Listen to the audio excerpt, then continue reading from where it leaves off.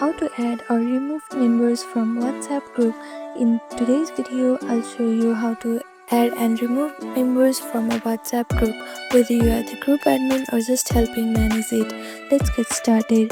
First, make sure you have downloaded WhatsApp on the device. For iPhone user, you can download it from App Store, and for Android user, you can download it from Google Play Store.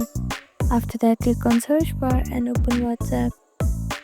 Now first open the WhatsApp group. Then tap the group name and scroll down, and there you can see add participant option, or you can see add members option. Click on it and select the contact you want to add.